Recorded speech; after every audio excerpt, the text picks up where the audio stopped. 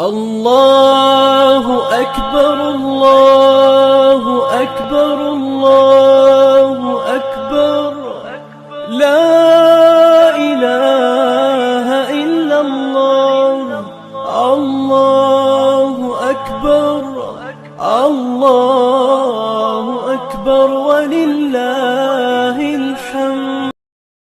بسم اللہ الرحمن الرحیم، الحمدللہ رب العالمین، والصلاة والسلام على سید الانبیاء واشرف المرسلین وعلى آلہ وصحبہ اجمعین ومن تبعهم بإحسان فی کل زمان ومکان الى یوم الدین، اما بعد۔ محترم حضرات،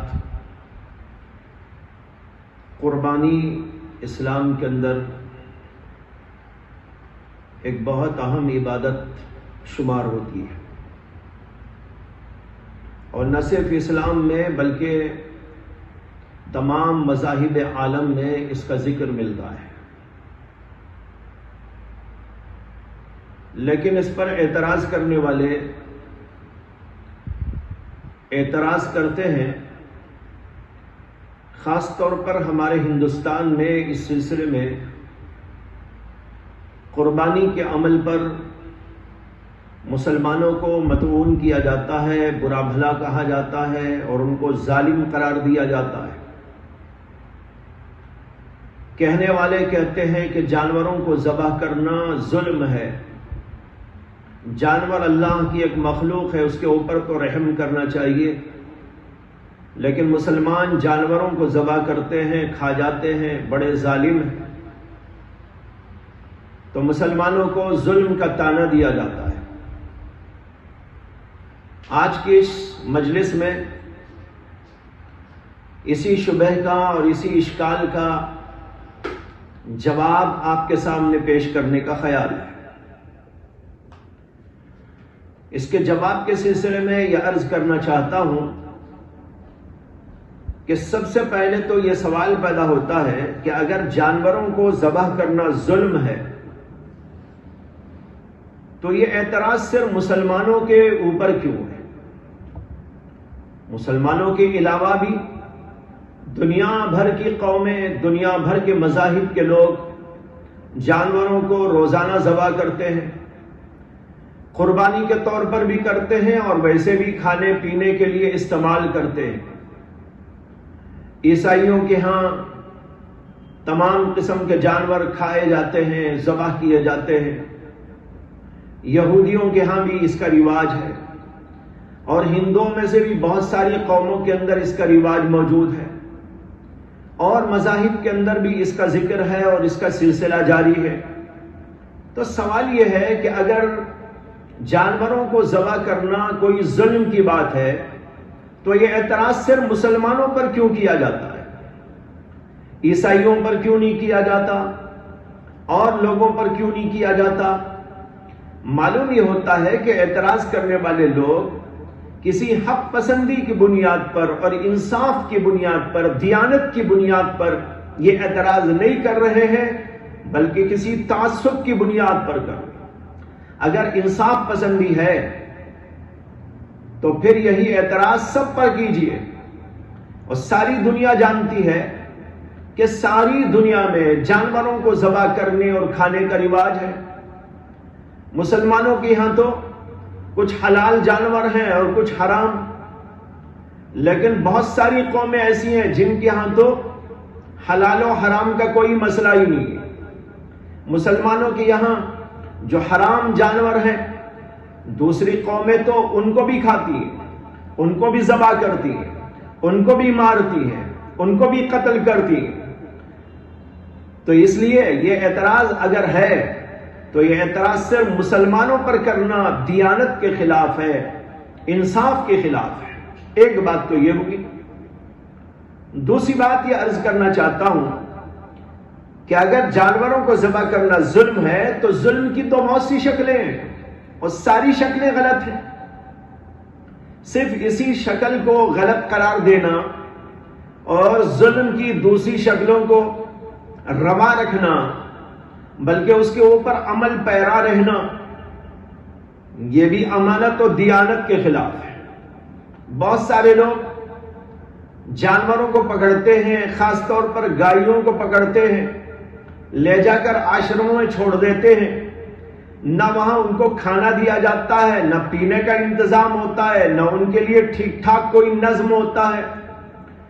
جانور مرتے رہتے ہیں، بھوکے اور پیاسے اور تڑپتے رہتے ہیں، اور پھر جب مر جاتے ہیں تو ان کے لیے کوئی نظام نہیں کہ ان کے ساتھ کیا کیا جائے۔ وہ گلتے رہتے ہیں، سڑتے رہتے ہیں، اور دنیا سب کے سب اس سے متاثر و متعفن ہوتی رہتی ہے۔ آپ ذرا سوچیں کہ اگر جانور کو ذبح کرنا ظلم ہے تو کیا جانور کو کھانا نہ دینا ظلم نہیں ہے؟ کیا اس کو پانی نہ دینا ظلم نہیں ہے؟ کیا اس کے لیے بہترین رہائش کا انتظام نہ کرنا یہ ظلم نہیں ہے؟ اسلام نے اسی لیے ان سب چیزوں کو منع کیا ہے۔ اگر جانور کو پالو، اس کو کھلاؤ، اس کو پلاؤ، اس کی رکھوالی کرو، اس کے لیے سردی کا، گرمی کا جو نظم ہو سکتا ہے، سہولت کا، آرام کا، راحت کا، اس کا خیال رکھو۔ حدیث میں آتا ہے کہ نبی اکرم محمد عربی صلی اللہ علیہ وسلم کے سامنے ایک عورت کا ذکر کیا گیا، جس عورت کے بارے میں بتایا گیا کہ وہ رات بھر نماز پڑھتی ہے، دن بھر روزہ رکھتی ہے، لیکن اس کے پاس ایک بلی ہے، اسے کھانا نہیں دیتی۔ اللہ کے نبی علیہ السلام نے فرمایا ہی فی النار، وہ عورت دوزخی ہے۔ اب یہاں دوزخی فرمایا محمد عربی صلی اللہ علیہ وسلم نے، یہ جواب خود بتا رہے کہ آپ کے دل کے اندر جانوروں سے کتنا رحم تھا، کرم تھا۔ آپ نے اس عورت کے بارے میں کہا جو عورت کے جانور کو، بلی کو کھانا نہیں دیتی ہے، فرمایا کہ وہ جہنم میں جائے گی۔ معلوم ہوا کہ اسلام یہ سکھاتا ہے کہ جانوروں پر رحم کرو، ان کے لیے کھانے کا نظم کرو، ان کو تکلیف نہ پہنچاؤ، ان کے ساتھ اچھا سلوک کرو۔ جو لوگ کھانا نہیں دیتے جانوروں کو اور یوں ہی لے جا کر آشرموں میں چھوڑ دیتے ہیں، اور کھانے اور پینے کا نظم نہ ہونے کی وجہ سے وہ مرتے رہتے ہیں اور پریشان ہوتے رہتے ہیں، آپ بتاؤ کیا یہ ظلم کی ایک شکل نہیں اور بدترین شکل نہیں ہے؟ اس کے اوپر ان کا دھیان نہیں جا رہا۔ تیسری بات یہ ہے کہ جانوروں کو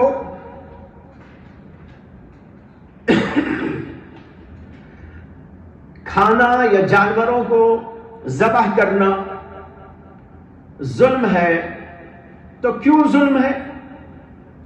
یہ لوگ کہتے ہیں اس لیے ظلم ہے کہ اس کے اندر روح ہوتی ہے، جان ہوتی ہے، اور جب اس کے اندر روح اور جان موجود ہے تو اس کی جان کو ہلاک کرنا، تباہ کرنا یہ ظلم ہے۔ ٹھیک، لیکن میں پوچھتا ہوں کہ کیا صرف جانوروں میں روح ہوتی ہے؟ سائنسدان آج یہ ثابت کر چکے ہیں کہ درختوں میں بھی جان ہوتی ہے۔ جتنے درخت آج موجود ہیں، نظر آتے ہیں، یہ سب کے سب اپنے اندر ایک جان رکھتے ہیں، اور وہ پلتے ہیں، بڑھتے ہیں، اور ان کے اندر حس بھی ہوتی ہے، اور یہ حس بعض جگہ تو نظر بھی آتی ہے۔ جیسے کہ بعض پتے ہوتے ہیں تو آپ قریب جاتے ہیں یا ہاتھ لگاتے ہیں تو وہ مرجھا جاتے ہیں، آپ دور ہو جاتے ہیں اور ان کو یقین ہو جاتا ہے کہ آپ وہاں موجود نہیں ہیں یا چھیڑیں گے نہیں تو وہ کھل جاتے ہیں۔ ان کے اندر شعور بھی موجود ہے، روح بھی موجود، شعور بھی موجود، بڑھتے ہیں، پھل دیتے ہیں۔ یہ سب علامات ہیں اس بات کی کہ ان کے اندر بھی حیات موجود ہے۔ تو اگر حیات ہونے کی وجہ سے جانوروں کا ذبح کرنا ظلم میں شامل ہے تو پھر آپ کو یہ بھی ماننا پڑے گا کہ درختوں کو کاٹنا بھی منع ہے، درختوں کو استعمال کرنا بھی غلط ہے، یہ بھی ظلم کی شکل ہے۔ درختوں سے جو پھل نکلتے ہیں اس کا کھانا بھی حرام ہے، اسی طریقے پر پھل پھول جو بھی نکلتے ہیں وہ بھی غلط ہے۔ اسی لیے اناج، دانا، غلہ سب کا سب کھانا غلط ہو جائے گا، یہ بھی ظلم کے اندر شامل ہو جائے گا، اس لیے کہ سائنس نے یہ تحقیق کر کے بتا دیا ہے کہ ان سب چیزوں کے اندر جان ہوتی ہے۔ تو جان تو یہاں بھی ہے، لیکن ذرا سوچ لیجئے کہ اگر اس کو ماننا شروع کر دیں تو پھر انسان کی زندگی ہلاکت ہی ہلاکت میں پڑ جائے گی. اس کے لیے اناج غلہ بھی ناجائز ہو جائے گا، اس کے لیے پھل پھول کا استعمال بھی غلط ہو جائے گا، اس کے لیے تمام قسم کے جو ہے پھل پھلاریاں ظلم کی شکل ہونے کی وجہ سے ناجائز قرار پا جائے گی. تو پھر انسان کھائے گا کیا؟ آپ اس کا جواب یہی دیتے ہیں، اور یہی ہے بھی جواب، کہ اللہ نے اس کے اندر روح تو رکھی ہے، لیکن اس کے باوجود اللہ نے ان درختوں کو، ان پھلوں کو، ان پھولوں کو اور اناج کو اور غلے کو انسان کی ضرورت کے لیے پیدا کیا ہے، اس لیے وہ ظلم نہیں. ٹھیک ہے اپنی جگہ پر اس کے اندر روح ہے، لیکن روح ہو لیکن وہ اپنے مصرف میں استعمال ہو رہی ہے تو یہ کوئی غلط بات نہیں. لہذا اسی طرح ہم کہتے ہیں کہ جانوروں کو ذبح کرنا اور اس کو کھانا اللہ کے حکم کے مطابق اپنے مصرف میں استعمال ہو رہا ہے تو وہ بھی ظلم نہیں. تو معلوم ہوا کہ تمام درختوں میں بھی روح موجود ہوتی ہے، حیات موجود ہوتی ہے، اور ان کے کھانے اور پینے پر کسی نے پابندی عائد نہیں کی، اور کوئی عقل مند انسان ان کے اوپر پابندی عائد بھی نہیں کر سکتا. معلوم ہوا کہ ان کو جو لوگ استعمال کرتے ہیں ان کو یا تو چاہیے کہ اگر جانوروں کے قتل کو، جانوروں کے ذبح کرنے کو وہ ناجائز قرار دیتے ہیں اور ظلم قرار دیتے ہیں تو وہ درختوں کو کھانا بھی چھوڑ دیں. اور پانچویں بات، چوتھی بات اس سلسلے میں یہ عرض کرتا ہوں کہ سائنسدانوں نے ایک اور تحقیق کر رکھی ہے اور ساری دنیا اس کو مانتی ہے. وہ ہے کہ جب انسان سانس لیتا ہے تو سانس کے ذریعے بہت سارے جراثیم اندر جاتے ہیں، بہت سارے جراثیم باہر آتے ہیں. سانس کی اس آمد اور رفت کی وجہ سے 1 2 4 5 نہیں، لاکھوں کی تعداد میں جرثومے مر جاتے ہیں. کتنی تعداد میں؟ لاکھوں کی تعداد میں. آپ ایک سانس لیتے ہیں اندر، ایک سانس چھوڑتے ہیں باہر، یہ سانس کے لینے اور چھوڑنے سے ہزاروں جرثومے مر جاتے ہیں. اور سب کو معلوم ہے کہ جرثومے باحیات ہیں، ان کے اندر روح موجود ہے، روح کی اصل ہے. جب ان کے اندر روح موجود ہے، اگر ان کا مار دینا غلط تو پھر آپ کو سانس لینا بھی غلط. سانس کو چھوڑ دینا چاہیے. انسان سانس لینا چھوڑ جائے گا، چھوڑ دے گا، نتیجہ کیا ہوگا یہ سب کو معلوم ہے. تو یہ سب باتیں سمجھ میں آ رہی ہے، سمجھا رہی ہے ہم لوگوں کو کہ جن لوگوں نے جانوروں کے ذبح کرنے کو ظلم قرار دیا ہے انہوں نے ان چیزوں پر کبھی غور نہیں کیا اور عقل سے کام لیا. پانچویں بات یہ عرض کرتا ہوں کہ جانوروں کو جو ذبح کیا جاتا ہے تو یہ خود ہندو مذہب کے اندر بھی موجود ہے.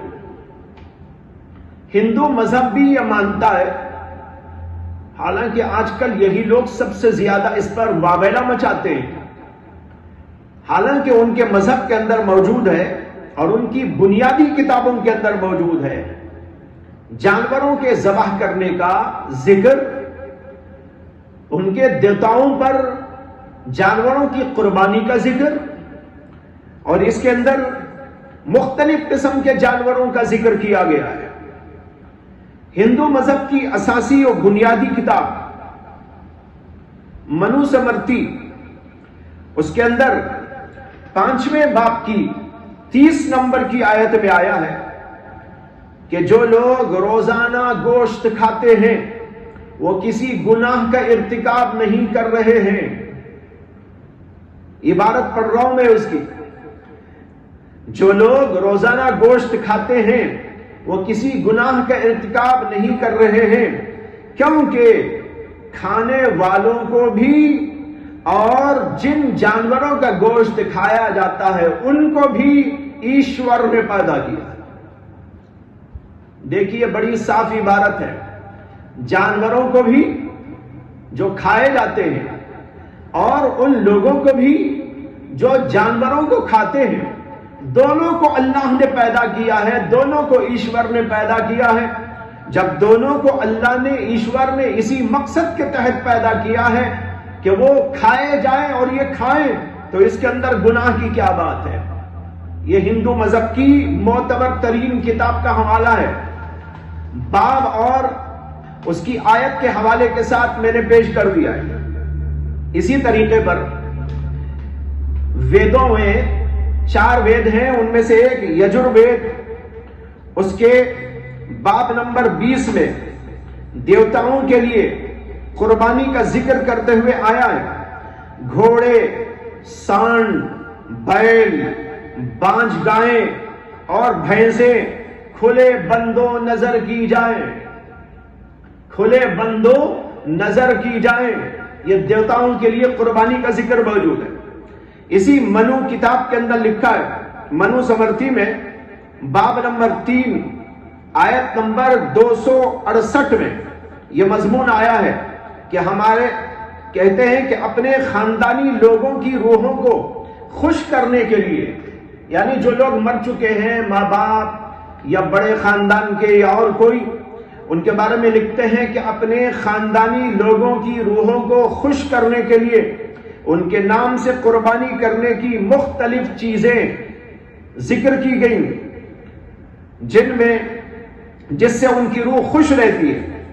وہ کیا چیزیں دی جا سکتی ہیں اور کس چیز سے کتنے دنوں تک روح خوش رہتی ہے، اس کا ذکر کیا ہے۔ لکھتے ہیں مچھلی کے گوشت سے 2 ماہ تک روح خوش رہتی ہے، ہرن کے گوشت سے 3 ماہ تک روح خوش رہتی ہے، بھیڑیے کے گوشت سے 4 ماہ تک، پرندوں کے گوشت سے 5 ماہ تک روح خوش رہتی ہے۔ اس کے بعد بھینس اور بیل وغیرہ کا بھی ذکر کیا گیا ہے کہ ان کے دینے سے، یعنی اپنے مردوں کے واسطے ان کو ذبح کرنے سے ان کی روحیں 1 سال تک خوش رہتی۔ یہ میں اپنی طرف سے نہیں بول رہا ہوں، ہندو مذہب کی معتبر ترین کتاب کے حوالے سے بول رہا ہوں۔ معلوم ہوا کہ جانوروں کی قربانی یا ان کی نظر پیش کرنا کوئی ظلم نہیں ہے۔ اگر یہ ظلم ہے تو پھر آپ کو یہ بھی ماننا پڑے گا کہ آپ لوگوں کی کتابوں میں، ہندو مذہب کی کتابوں میں جو لکھا ہوا ہے وہ بھی غلط، تو پھر اسلام ہی کے اوپر کیوں اعتراض کیا جاتا ہے؟ اور آخری بات جو اس سلسلے میں مجھے عرض کرنی ہے، اور وہی اصل جواب ہے، کہ جو لوگ یہ کہتے ہیں کہ جانوروں کو ذبح کرنا ظلم ہے، سب سے پہلے یہ سمجھنے کی کوشش کریں کہ ظلم کہتے کسے؟ ظلم کے معنی ہیں کسی چیز کو بے مقصد، بے موقع استعمال کرنا، یہ ہے ظلم کی تعریف۔ وضع الشیء فی غیر محلہ، علماء عربیہ اس کی تعریف یوں کرتے ہیں، الظلم هو وضع الشیء فی غیر محلہ۔ ظلم کہتے ہیں کسی بھی چیز کو بے موقع استعمال کرنا، بے موقع رکھ دے۔ علماء نے مثال دی کہ اگر کوئی آدمی جوتے جو پیروں میں رکھنے کے ہیں وہ اٹھا کے سر پہ رکھ لے تو یہ ظلم ہے، اور اگر ٹوپی کو اٹھا کر پیروں میں رکھ لے، روندنے لگے تو یہ ظلم ہے۔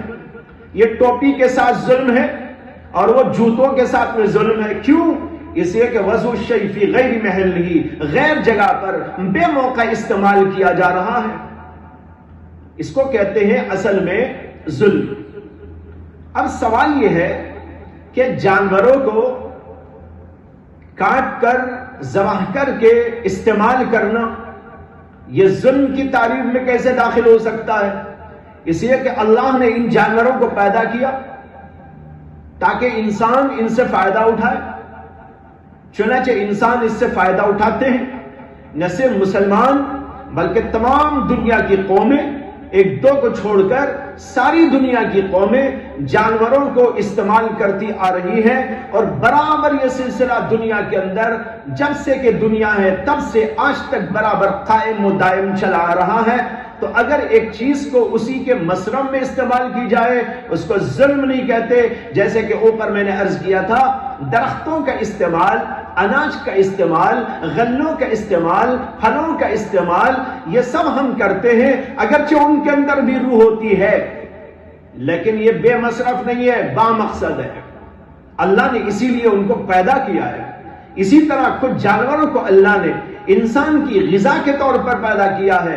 جیسے کہ میں نے اوپر منوسمرتی کے حوالے سے بھی آپ کے سامنے ذکر کیا کہ اس کے اندر بتایا گیا ہے کہ جانور جو کھائے جاتے ہیں یہ جانوروں کا کھانا کوئی عیب کی بات اور گناہ کی بات نہیں ہے. روزانہ بھی اگر اس کو کھائیں تو کوئی گناہ کی بات نہیں ہے، کیونکہ ایشور نے اسی مقصد سے اس کو پیدا کیا.